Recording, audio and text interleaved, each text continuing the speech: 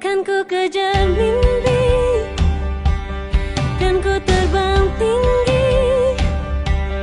Tak ada kata tidak, ku pasti bisa. Kan ku coba lagi, ditemani pagi. Tak ada yang tak mungkin, ku pasti bisa. Bisa, bisa,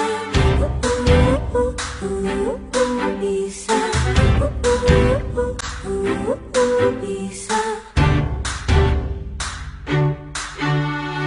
Terkadang kita lupa, dunia ini tak akan selamanya menunggu kita menaklukkan ragu.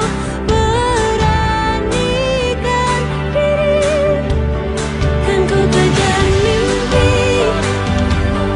kan ku. Assalamualaikum warahmatullahi wabarakatuh. Warahmatullahi wabarakatuh. Bapak Ibu guru yang saya hormati, alhamdulillah pada kesempatan hari ini kita bisa berwajah di gedung SMA dalam rangka adalah diseminasi implementasi budaya positif yang mana mempunyai satu ikatan dengan yang namanya guru penggerak. Sekali lagi kami mengucapkan terima kasih kepada Bapak Ibu sekalian.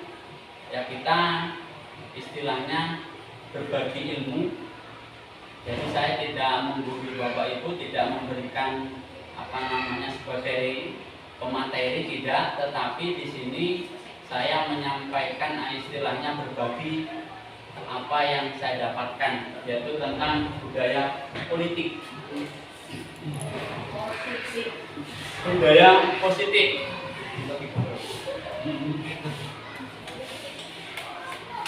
Jadi konsep inti di dalam budaya positif itu ada 8 macam. Yang pertama adalah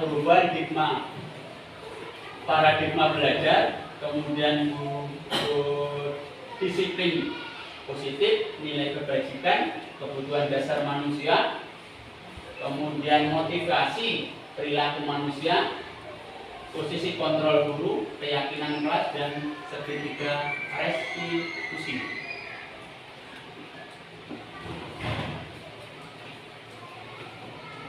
Yang pertama adalah perubahan paradigma belajar. Jadi di dalam paradigma di sini itu adalah pembelajaran dengan paradigma baru, merupakan pembelajaran yang dirancang berdasarkan prinsip pembelajaran berdiferensiasi sehingga peserta didik belajar sesuai dengan kebutuhannya berdasarkan tahap perkembangan. Jadi maksudnya diferensi itu adalah perkembangan, yaitu perubahan di mana anak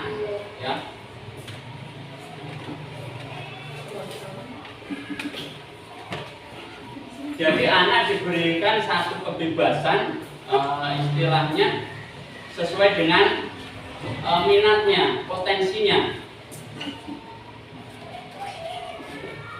Kemudian yang selanjutnya adalah ilusi guru. Itu adalah yang pertama mengontrol murid. Kemudian yang kedua adalah ilusi bahwa kritik dan membuat orang lain merasa bersalah dapat menguatkan yang namanya karakter. Kemudian yang ketiga, ilusi bahwa semua penguatan positif, efektif, dan bermanfaat. Yang keempat adalah ilusi bahwa orang dewasa memiliki hak untuk memaksa.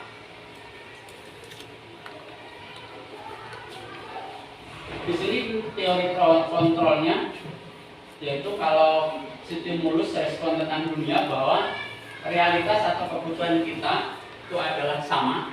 Tetapi kalau teori kontrol tentang dunia itu adalah bahwa kebutuhan kita berbeda-beda.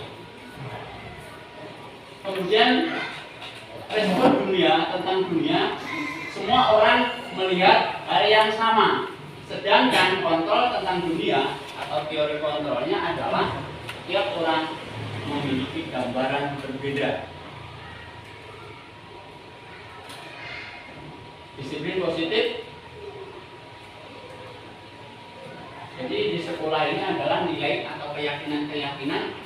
kebiasaan-kebiasaan di sekolah yang berpihak pada murid agar murid dapat berkembang menjadi pribadi yang kritis, berhormat dan bertanggung jawab. Yang mana budaya positif ini sering kita lakukan di sekolah, sebagaimana contoh adalah bersalaman pada waktu murid datang ke sekolah, bersalaman dengan guru. Kemudian upacara dalam rangka memperingati hari lahirnya Islam, terus kemudian memperingati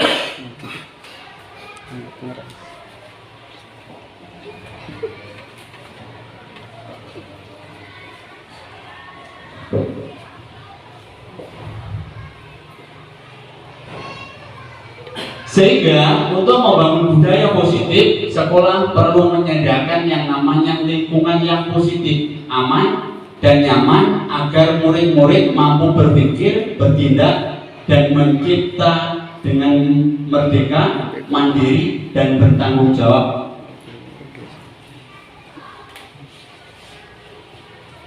Kemudian nilai-nilai kebajikan di dalam kurikulum Merdeka itu ada beberapa macam nilai-nilai kebajikan. Sebagaimana contoh di situ adalah profil pelajar Pancasila, yaitu beriman dan bertakwa kepada Tuhan Yang Maha Esa dan berakhlak mulia.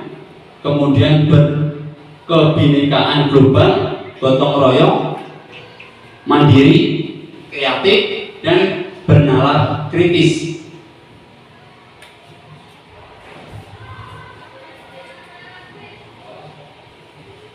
Kemudian di dalam kebutuhan dasar, bahwa kebutuhan dasar manusia adalah segala sesuatu yang kita lakukan untuk mendapatkan apa yang kita inginkan.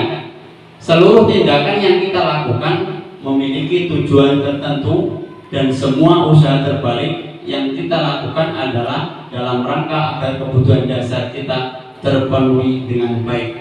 Jadi kalau yang namanya kebutuhan itu memang harus tercukupi.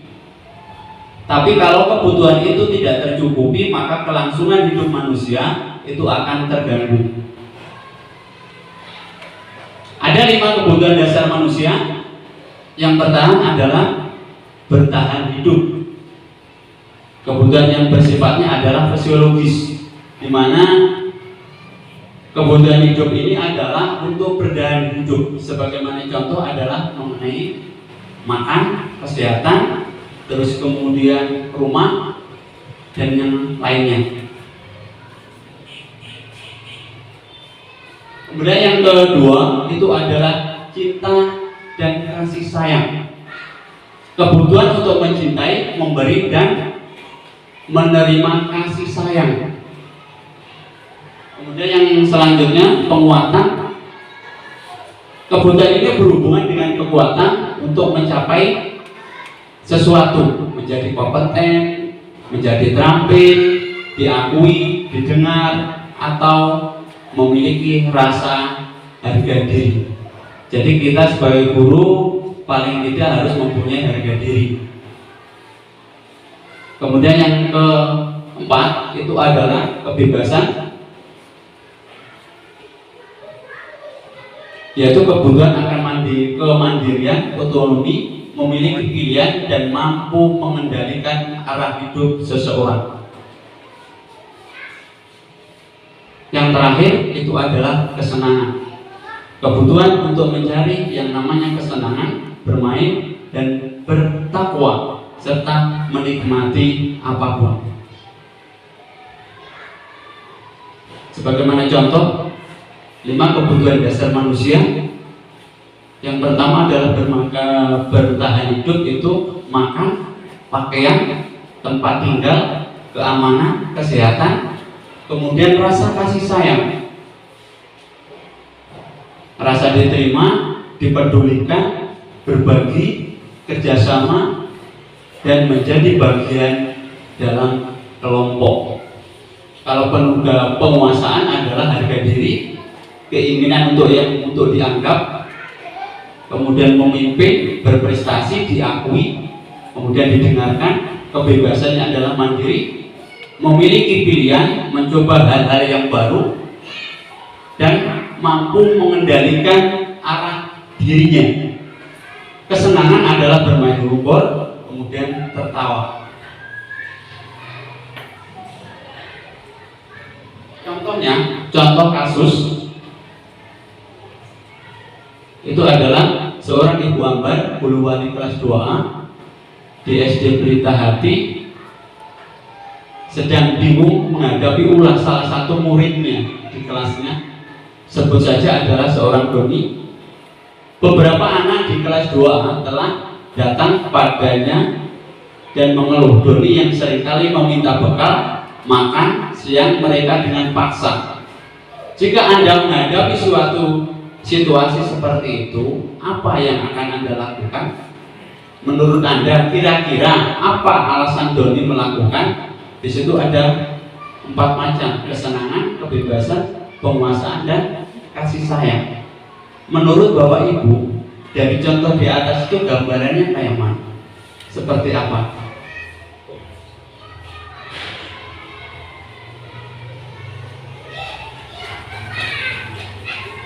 Tidak lain adalah kasih sayang.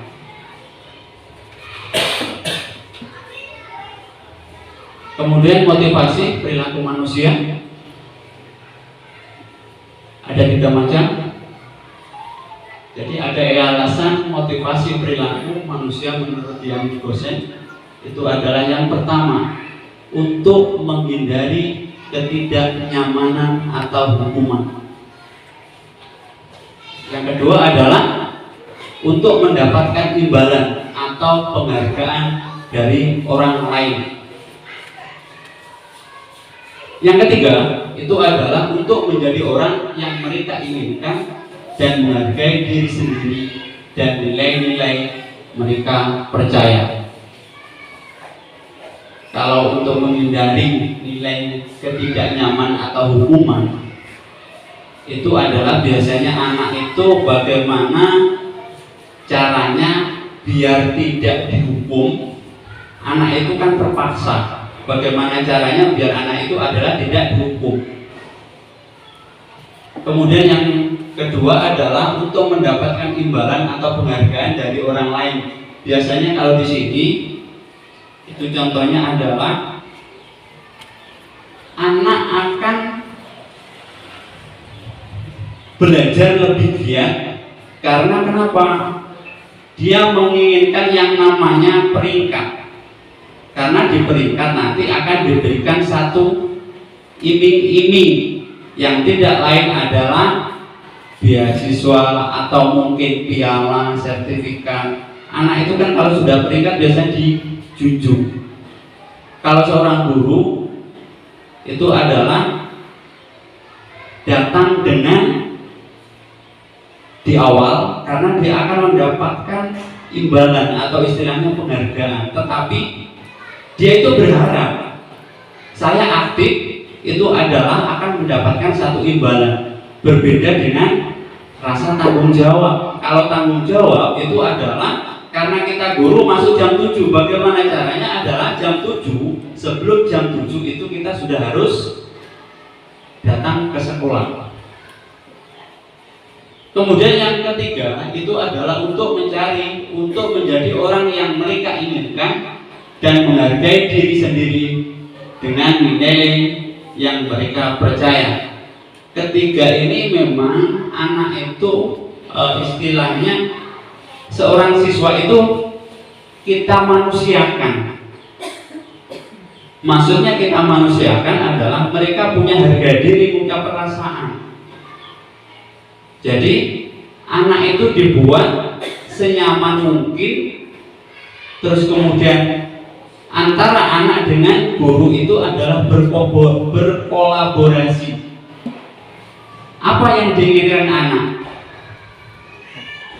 Tapi selama ini adalah anak harus kita kejar, atau istilahnya anak itu terpaksa harus mentaati peraturan sekolah.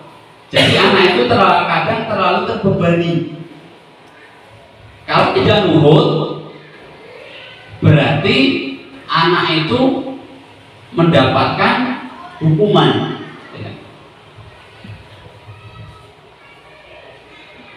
Contohnya hukuman konsekuensi restitusi itu adalah yang pertama, kalau hukuman itu sama halnya adalah tidak terencana atau istilahnya tiba-tiba. Kemudian murid tidak tahu apa yang terjadi atau murid itu tidak dilibatkan. Kemudian berupa hukuman fisik. Jadi hukuman itu mempunyai ikatan dengan jasmani, kekuatan fisiknya. Kalau konsekuensi itu adalah terencana atau disepakati sesuai dengan peraturan. Kemudian murid juga dibuat tidak terlalu nyaman. Yang ketiga adalah sikap guru selalu memonitor murid. Jadi guru itu adalah selalu mendikte bagaimana caranya guru itu harus patuh dan taat kepada aturan. Kemudian kalau restitusi itu adalah proses menciptakan kondisi bagi murid untuk memperbaiki kesalahannya. Jadi murid itu kalau bersalah itu tidak secara langsung kita panggil, kita hadapi, langsung kita hukum atau mungkin konsekuensinya apa, mentaati peraturan. Tetapi restitusi itu adalah anak itu dipanggil bagaimana anak itu mengakui kesalahannya. Setelah mengakui, anak itu apa mereka, tanggung jawabnya apa dan seterusnya. Kemudian yang kedua adalah terjadi proses kolaborasi yang mengajarkan murid untuk mencari solusinya. Jadi kalau murid melakukan satu kesalahan, anak tadi harus mencari solusinya sendiri, guru mengarahkan.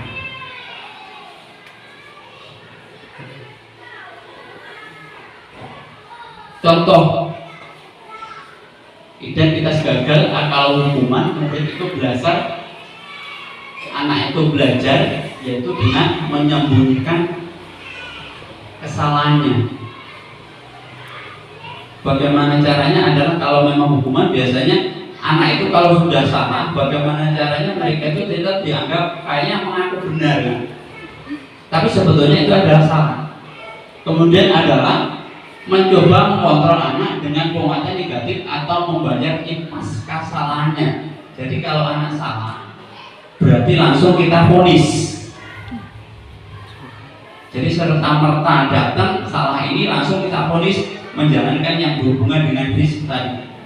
Kemudian dampaknya bagi murid adalah anak itu kadang merasa malu, kemudian kadang rendah diri. Karena kenapa? Kadang kan kita menghukum itu di depan anak-anak, sehingga anak itu kadang menjadi drop sendiri, dia malu dengan temannya. Kemudian terkadang anak itu bisa mengasingkan diri karena tadi dia malu, kok saya dibeginikan guru gitu. Kemudian kalau konsekuensi itu adalah murid anak belajar taat kepada peraturan. Jadi anak itu akan patuh kepada peraturan. Peraturan di sini adalah yang membuat pihak sekolah. Jadi anak itu terpaksa harus mentaati peraturan yang sudah ditetapkan. Anak tidak dilibatkan. Kemudian yang kedua adalah mencoba mengontrol anak dengan penguatan positif. Jadi anak itu diarahkan memang ke arah yang positif biar tidak melanggar aturan tadi. Yang ketiga adalah kehilangan hak atau jeda seorang diri atau istilahnya penahanan. Kemudian bisa juga adalah sudah diketahui terus masuk akal. Kalau restitusi itu adalah murid atau anak belajar memecahkan masalahnya sendiri.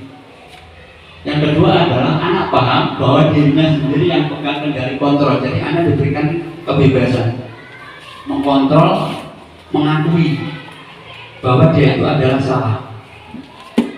Murid atau anak tidak kehilangan waktu namun bersemangat untuk memperbaiki diri. Jadi anak itu mempunyai waktu ya terus kemudian dia mempunyai semangat. Kalau memang dia itu salah, apa yang dia lakukan, bagaimana merubahnya. Kemudian yang keempat itu adalah berupa undangan untuk mengadakan restitusi. Maksudnya, kalau anak melakukan satu kesalahan itu tidak langsung kita panggil, tetapi anak itu diberikan waktu, tidak saat itu melanggar, tetapi kadang besoknya lagi anak itu dipanggil secara pribadi.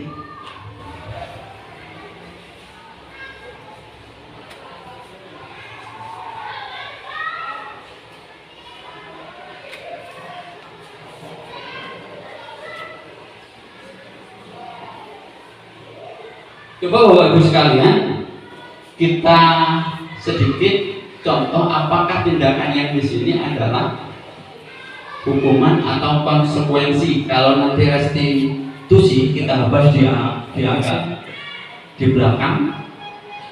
Sebagaimana contoh adalah mencatat anak, maksudnya di sini adalah guru memberikan tugas kepada anak mencatat 100 kali di dalam buku kalimat saya tidak akan terlambat lagi karena terlambat hadir di sekolah. Menurut Bapak Ibu, kalau mencatat 10 kali di dalam buku kalimat tadi, saya tidak akan terlambat, itu masuk kategori hukuman atau konsekuensi menurut Ibu?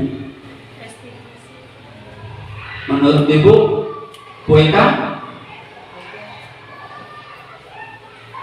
Jadi kali saya tidak akan terlambat lagi, itu hukuman atau konsekuensi? Kalau restitusinya nanti di belakang, kita agak panjang bahasnya.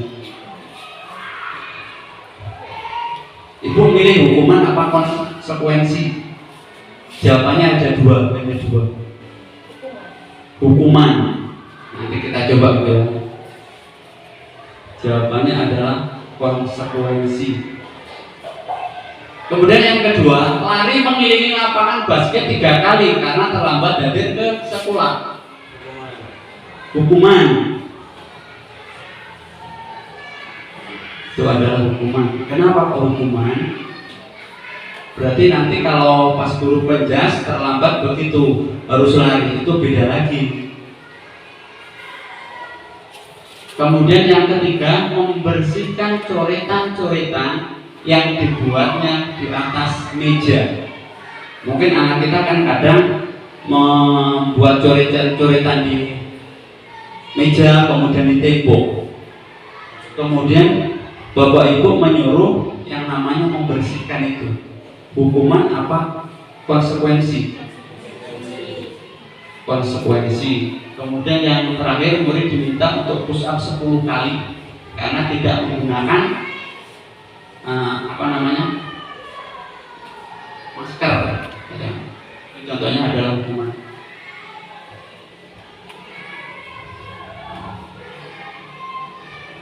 Yang keenam adalah posisi kontrol guru. Ada 5 posisi kontrol seorang guru.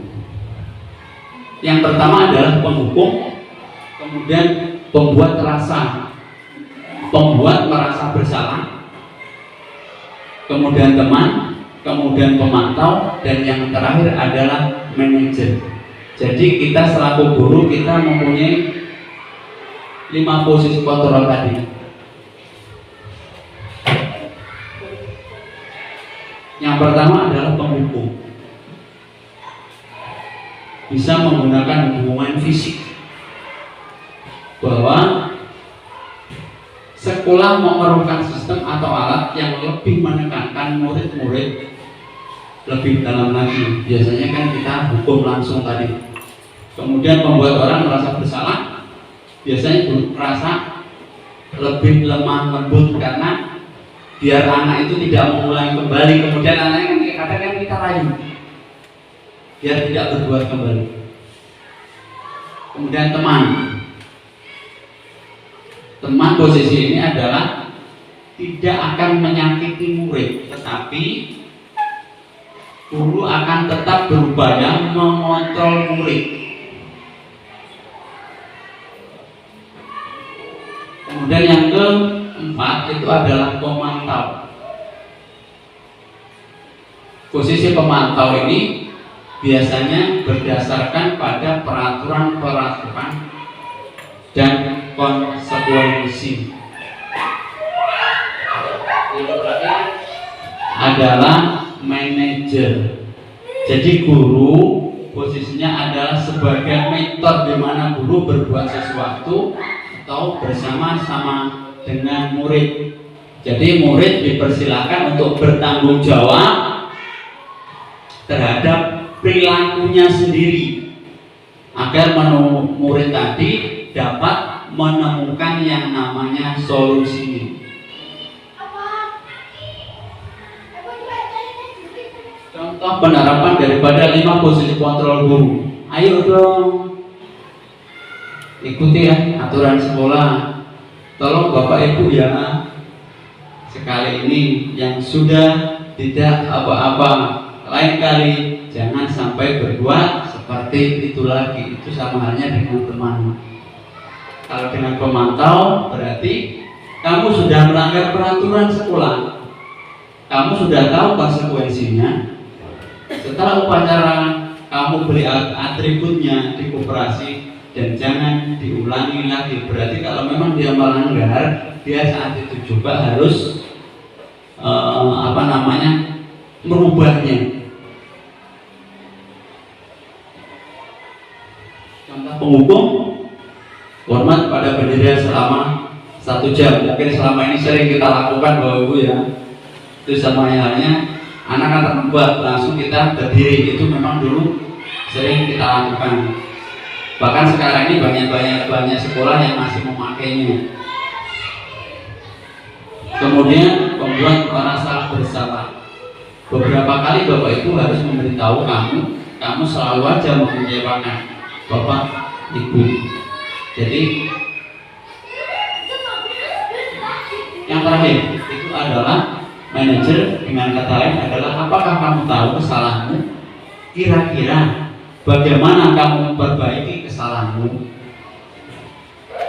Mungkin dari 5 kontrol tadi menurut Bapak Ibu yang paling mudah, yang paling enak dilaksanakan seorang guru itu bagaimana? Penghukum, pemandu, pemantau, kemudian teman, yang kelima adalah seorang manajer. Ada jawabannya, itu kadang penghukum lebih condong. Coba Pak Jenny itu lebih condong kemana? Yang 5 kontrol tadi yang mungkin lebih mudahnya. Silakan Pak Jenny. Teman, dianggap anak itu siswa itu adalah sebagai teman. Kontrol, kamu tidak pernah benar melakukannya. Contoh kecil. Ada lagi, saya kecewa sekali dengan kamu seperti tadi kan. Kita sering mengucapkan, apa rencanamu untuk menyelesaikan masalah ini? Ayolah, lakukan demi Bapak Ibu guru ya. Kamu tidak pernah mendapat nilai jika tidak mengerjakan tugas. Ini sering kita lakukan. Jadi kalau anak itu enggak nurut ke kita, tidak mengerjakan tugas, anak itu sering kita ancam. Sekarang keyakinan kelas. Bapak Ibu, mengapa keyakinan kelas bukan yang namanya peraturan kelas? Coba silakan Bapak Ibu sepintas kita berpikir bersama-sama, keyakinan kelas itu semacam apa, kemudian peraturan kelas itu semacam apa. Silakan sebelum kita bahas mengenai 2 hal itu.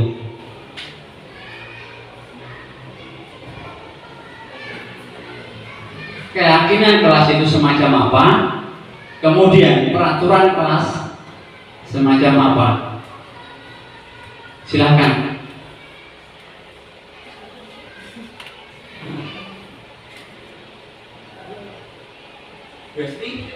Silakan. Kalau keyakinan kelas menurut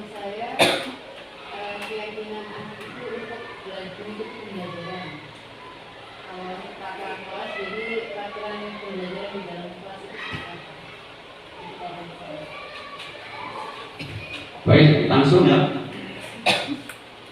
Jadi perlu diketahui namanya peraturan kelas itu adalah yang mana peraturan atau kalimat-kalimat itu lebih dominan dibuat oleh pihak sekolah, sehingga anak itu diwajibkan atau dituntut untuk melakukan satu perbuatan tadi sesuai dengan peraturan kelas. Jadi anak itu tidak dilibatkan.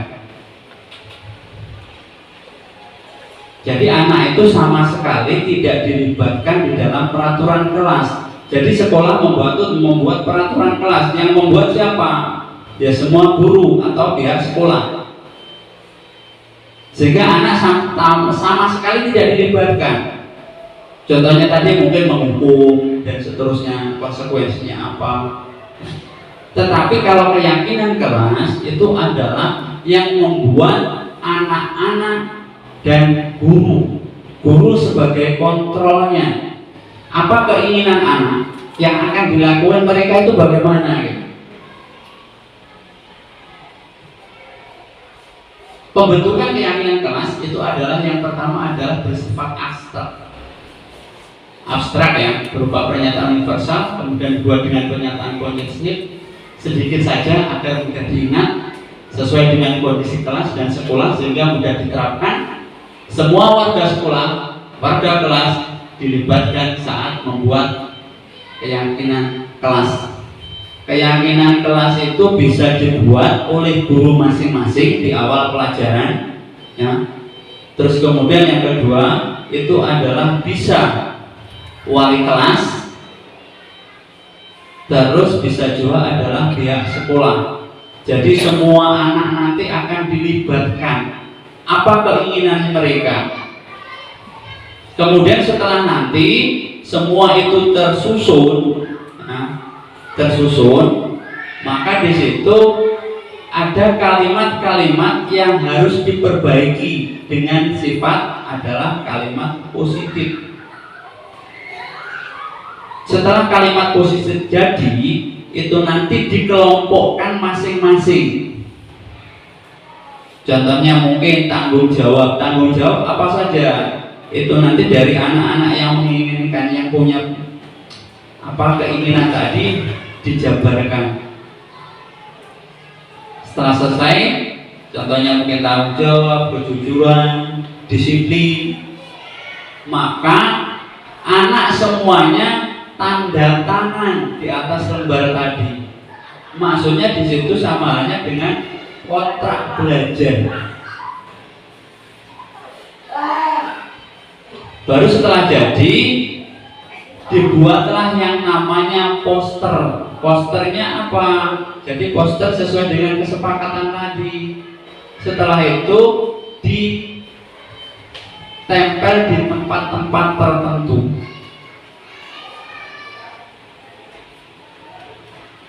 Yang kelima adalah seketika restitusi.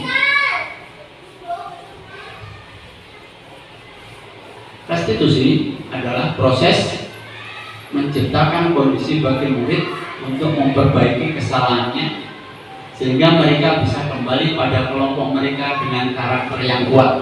Jadi mereka itu anak diberikan satu kesempatan.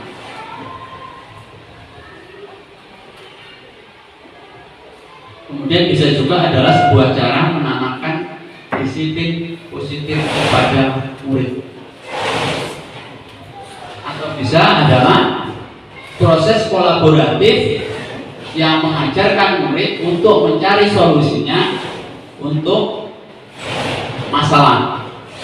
Kemudian membantu murid berpikir tentang orang, seperti apa yang mereka inginkan, bagaimana mereka harus memperlakukan orang lain.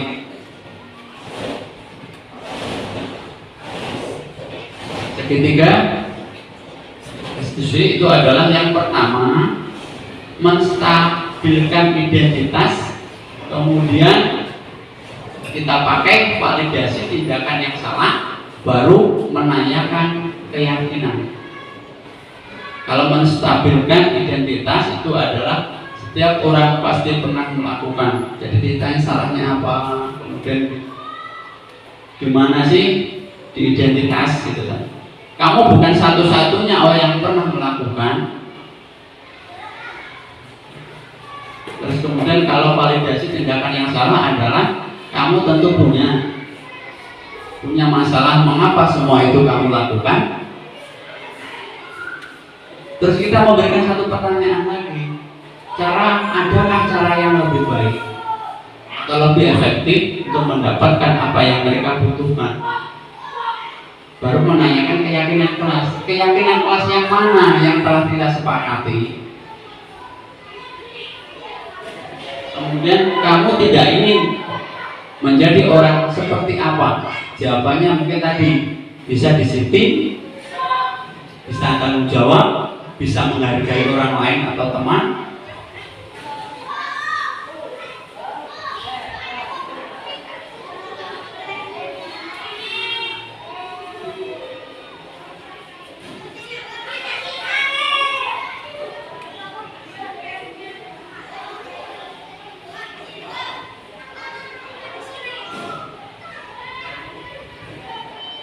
Contohnya, menstabilkan identitas.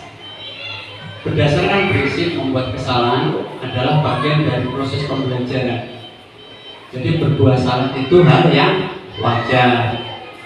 Tidak ada manusia yang sempurna. Bapak Ibu juga pernah melakukan. Dulu anak kita juga melakukan. Dulu kita pernah melakukan. Mungkin kita bolos. Dulu kan mungkin waktu SMA, waktu SD. Jadi kita juga melakukannya. Bapak Ibu tidak mau mencari siapa yang salah, tapi Bapak Ibu ingin mencari solusi dari permasalahan ini. Kamu berhak merasa begitu.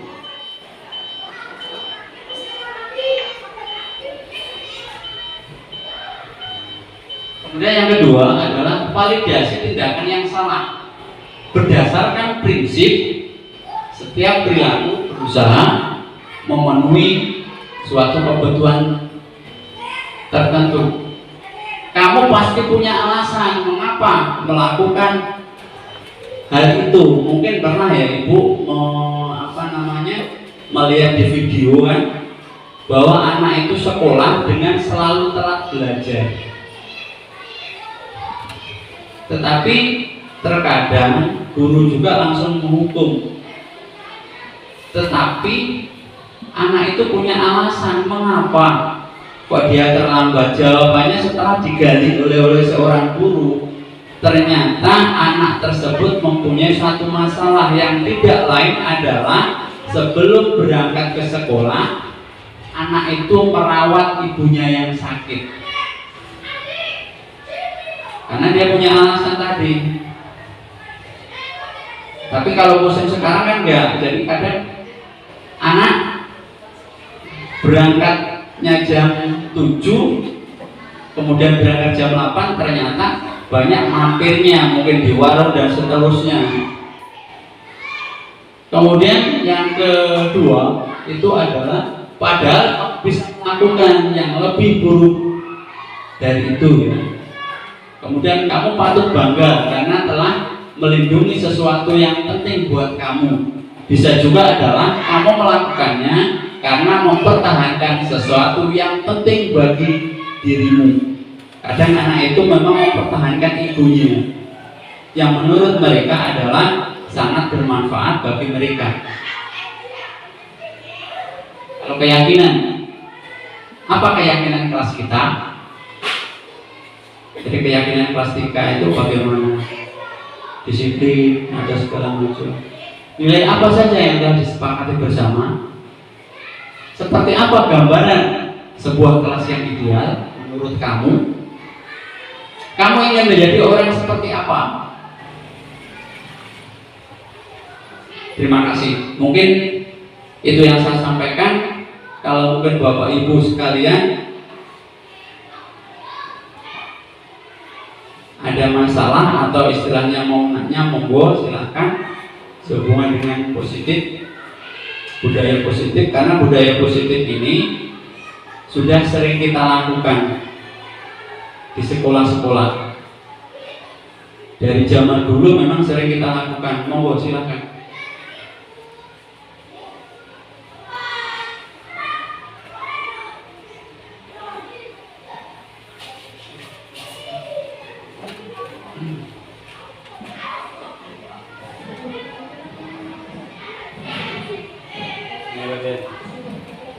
Pak Den, Wika,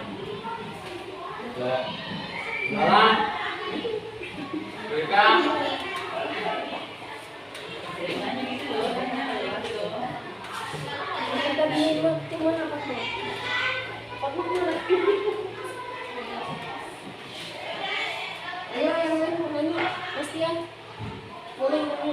kalau tidak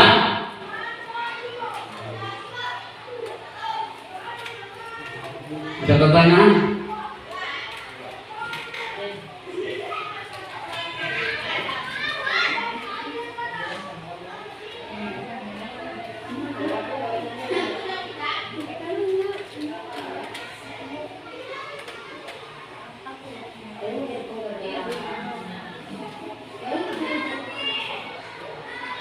Mungkin itu sebentar yang saya sampaikan, kurang lebih mohon maaf. Saya kira Assalamualaikum warahmatullahi wabarakatuh. Waalaikumsalam warahmatullahi wabarakatuh.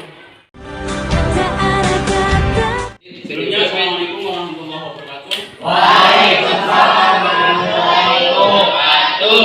Nah sekalian, pada siang hari ini kita mencoba membuat yaitu keyakinan kelas, yang mana keyakinan kelas itu berasal dari dua kata, yaitu keyakin dan kelas. Yang mana yakin itu adalah ketetapan, kepercayaan, kemudian kelas itu adalah ruang. Mungkin ada pertanyaan? Tidak. Sehingga keyakinan kelas nanti akan dijadikan pedoman atau tuntunan di dalam kesepakatan kelas. Mungkin anak-anak bertanya, peraturan dengan keyakinan kelas itu perbedaannya di mana?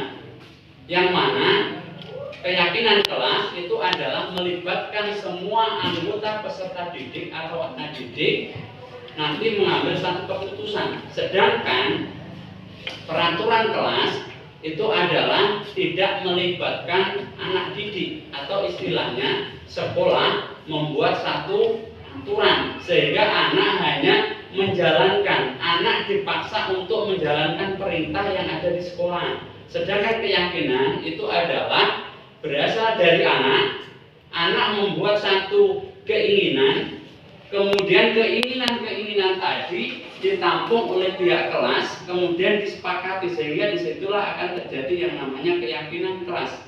Bagaimana? Untuk hari ini, Bapak coba kamu membuat satu keinginan apa yang kamu inginkan, sehingga nanti akan terjadi yang namanya keyakinan atau terbuat yang namanya keyakinan kelas. Silakan dibagi.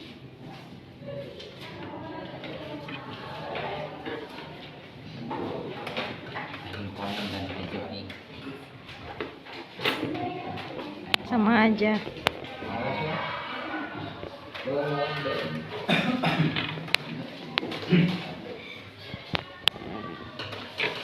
Kemudian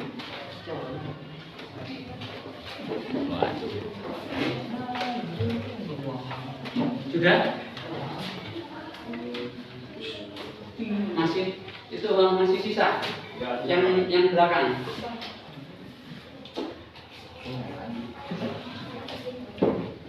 Yang belakang belum. Langkah pertama sudah ya semuanya. Langkah pertama adalah warna kuning. Kamu buat keinginan dulu, kamu tulis. Silakan disiapkan pennya, kemudian kamu berpikir apa yang kamu inginkan. Yang mendapatkan warna kuning, silakan ditulis keinginanmu.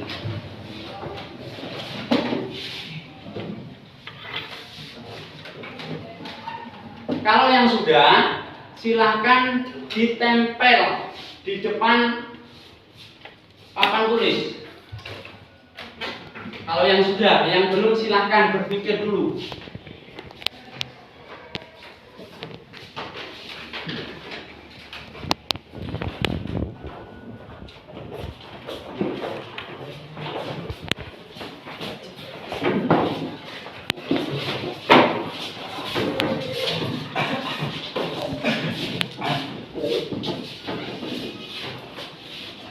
Baik,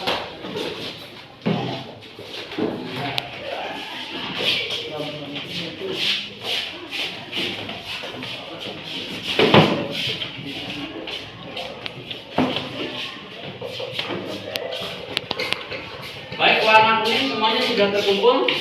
Ya. Sekarang Bapak bacakan yang pertama adalah tidak makan di jam pelajaran. Kemudian yang kedua adalah tidak boleh buang sampah sembarangan. Yang ketiga adalah tidak datang terlambat. Yang keempat, tidak mencontek. Yang kelima, tidak boleh bertengkar. Yang keenam, tidak boleh berkata kasar. Yang keenam, tidak boleh berisik. Ketujuh, tidak boleh merusak fasilitas kelas. Tidak boleh mainan HP. Yang terakhir adalah tidak tidur. Dari macam-macam yang 10 tadi, ini kan kata-katanya masih ada yang negatif, sehingga silahkan masing-masing kata-kata yang sudah kamu tulis itu kamu buat, silahkan berkelompok berdiskusi dengan cara adalah membuat kata-kata yang sifatnya positif. Yang warna biru, ya, silahkan dibuat kata-kata yang bersifat positif. Kemudian setelah selesai, silakan ditempelkan yang sesuai dengan kata-kata. Yang pertama, tidak boleh tidak makan di jam pelajaran. Silakan. Apa?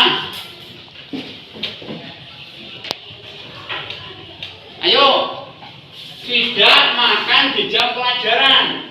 Yang positif coba apa? Makan saat jam istirahat. Makan Saat jam istirahat. Silahkan ditempel.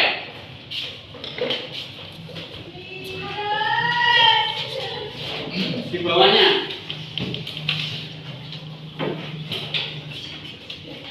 Kemudian yang kedua itu adalah tidak boleh buang sampah sembarangan. Buatlah kalimat yang positif. Ayo silakan berdiskusi dengan apa? Membuang sampah pada tempatnya. Silakan ditempel.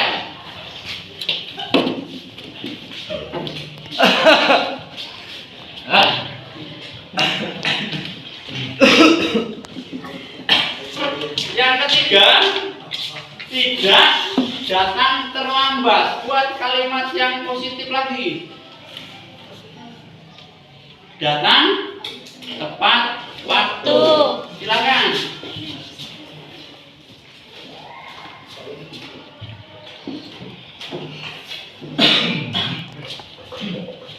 Yang keempat, tidak mencontek. Apa gambarannya? Yang kalimat positif. Jujur dalam mengerjakan tugas. Jujur dalam mengerjakan tugas. Silakan ditempel.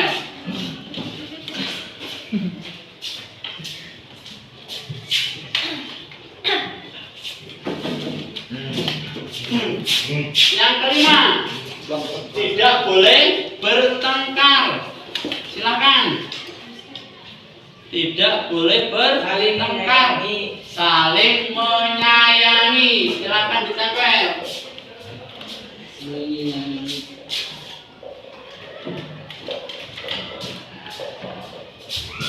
Yang keenam, tidak boleh berkata kasar.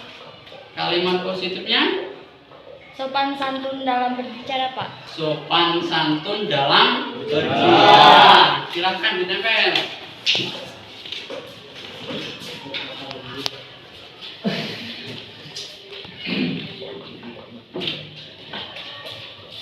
Yang selanjutnya, tidak berisik. Berarti di kelas itu kita tidak boleh berisik. Kalimat positifnya bersikap Tenang dalam menerima pelajaran. Silakan. Ulangkan deh.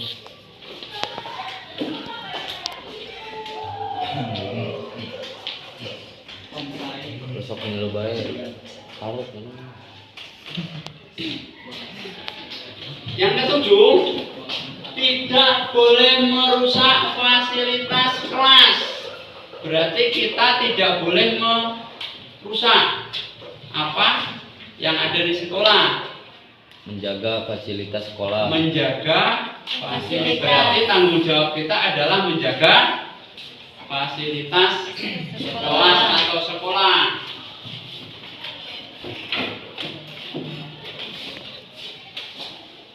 Yang ke-9, tidak boleh main HP. Kita di sekolah tidak boleh main HP atau membawa HP. HP-nya harus bagaimana? Silakan. Menyimpan HP saja pelajaran. Berarti kalau membawa HP, HP-nya disimpan di dalam tas. Kalau ada suaranya ranjangin, Karungan. diselin. Yang terakhir adalah tidak tidur pada waktu jam. Terkadang kan anak tidur ya. Iya. Sehingga kita ada satu usulan dari temanmu, tidak tidur. Kalimat yang positifnya bagaimana? Semangat dalam belajar. Semangat dalam belajar. Waton minal iman. Sehingga 10 macam ini kita buat yaitu keyakinan kelas. Yo, keyakinan. Keyakinan apa keyakinan, Pak? Keyakinan kelas. Tapi itu keyakinan, Pak. Keyakinan. Kenyakinan itu Penyakitan. masa ada N-nya, Pak? Nah, itu benar. Setelah 10 ini, coba sekarang kita kumpulkan, kita definisikan, kita simpulkan. Ada 10 macam ini, berarti yang pertama itu adalah sikap disiplin. Kemudian yang kedua, Takwa. tanggung jawab. Yang ketiga, jujur. Kemudian yang keempat, Apa yang keempat? menghargai Atau menghormati teman. atau Menghormati baturan. menghormati Bebaturan. teman. Dari 10 macam ini silahkan kita kumpulkan sesuai dengan poin yang keempat. Silahkan. Yang pertama adalah tidak makan saat jam istirahat. Masuk kategori apa?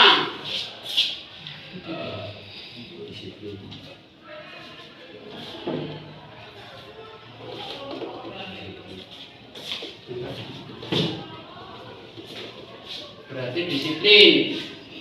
Terus kemudian membuang sampah pada tempatnya. Silakan. Ayo maju ke depan.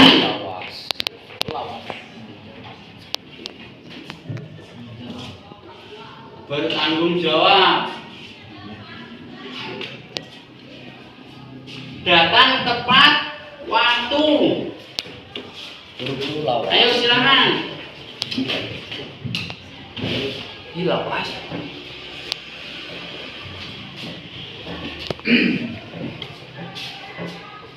Masuk disiplin. Kemudian jujur dalam mengerjakan tugas. Masuk kejujuran. Jujur silakan.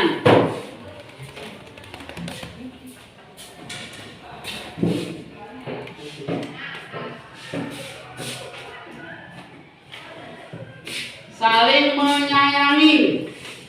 Berarti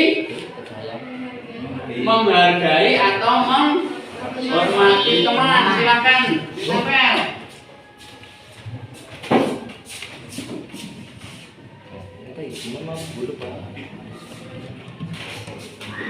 Sopan santun dalam berbicara. Berarti menghargai atau menghormati. Yuk yang belum silakan ditempel.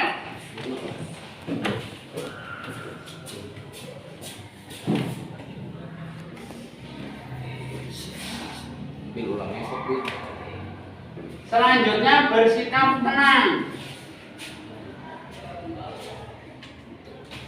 Bersikap tenang. Kalau kita bersikap tenang, apa? Atau tidak berisik. Disiplin. Silakan. Ayo Sob, silakan Sob. Terus ada lagi semangat dalam belajar. Ayo semangat. Berarti bertanggung jawab. Silakan.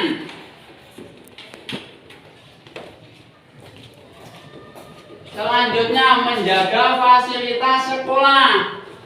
Tanggung jawab. Bertanggung jawab. Silakan. Yang belum menempel tadi.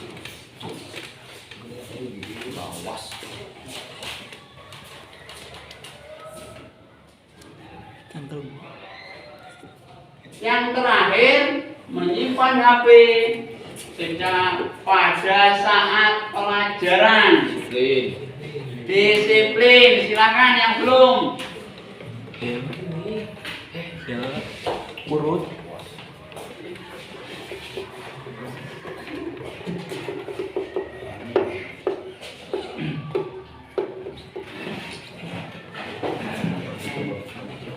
Jadi itulah kesimpulan kita membuat keyakinan kelas. Yang mana yang pertama adalah disiplin, kemudian yang kedua adalah bertanggung jawab, yang ketiga adalah jujur, yang keempat adalah saling menghargai. Sehingga kamu harus melaksanakan.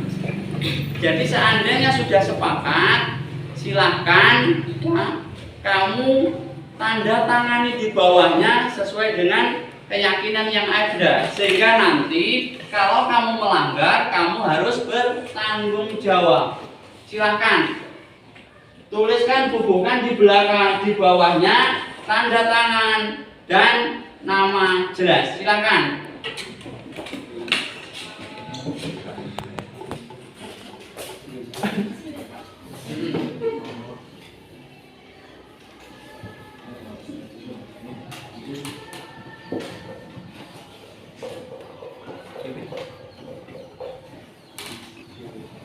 Yuk yang lainnya.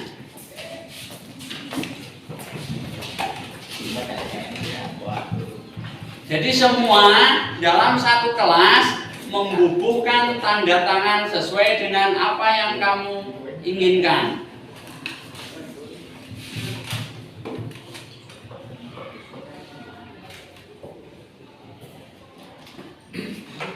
Panjang-panjang tuh ibu.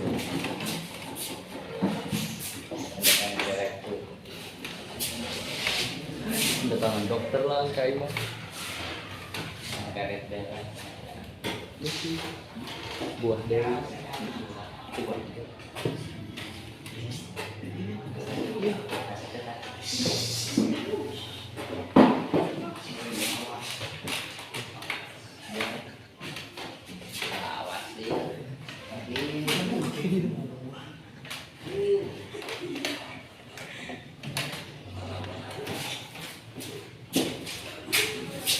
Tunjuk yang lainnya. Yuk. Berarti kalau nanti nggak mau tanda tangan, berarti kamu nggak sepakat. Ya nggak apa-apa kok.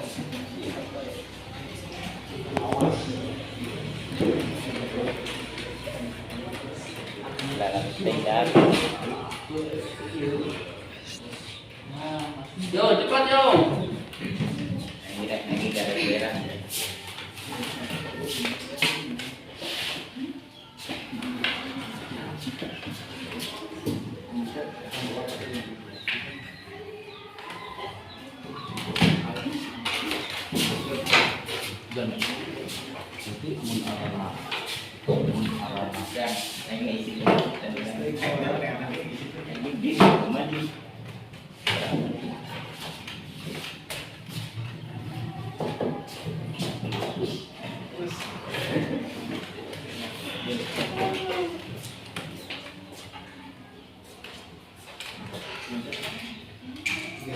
Nah, sini.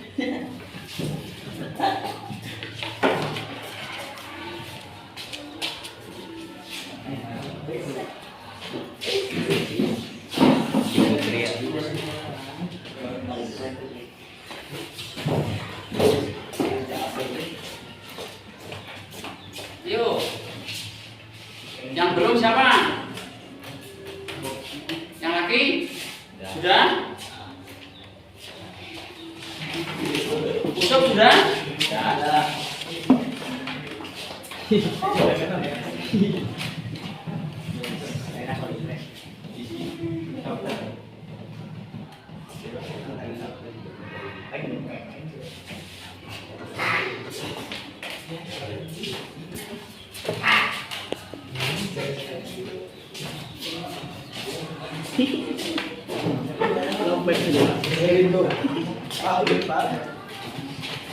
Yang laki, yang belum siapa? Jajang. Jajang berapa met? Di sini. Adi Cahaya.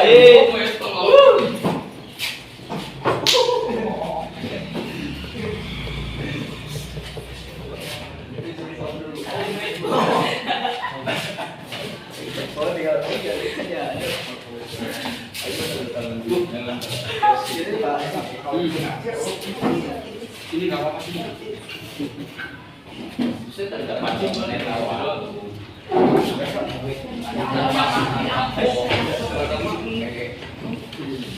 Elaha.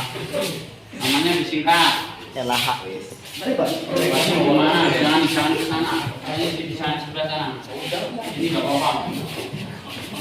Kira sirup jam.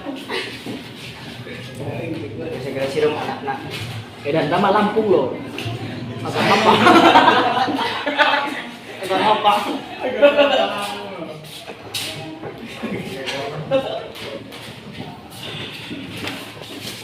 Sudah semua? Berarti kita sudah membuat yang namanya keyakinan kelas, dan tolong Bapak berharap keyakinan kelas ini bisa dipertanggungjawabkan. Terus kemudian antara teman silahkan saling memperingatkan, mengingatkan. Kalau ada temannya yang mungkin melanggar, silahkan nanti diingatkan. Tugas daripada wakil atau sekretaris, nanti silahkan ini dibuat poster, kemudian setelah dibuat poster tempelkan di dinding yang sekiranya bisa dilihat semua anggota kelas. Mungkin itu sementara yang saya sampaikan. Kalau mungkin ada pertanyaan, tidak ada? Kurang lebih mohon maaf. Bapak akhiri. Assalamualaikum warahmatullahi wabarakatuh. Waalaikumsalam Selamat untuk Enda. Jaya jaya jaya.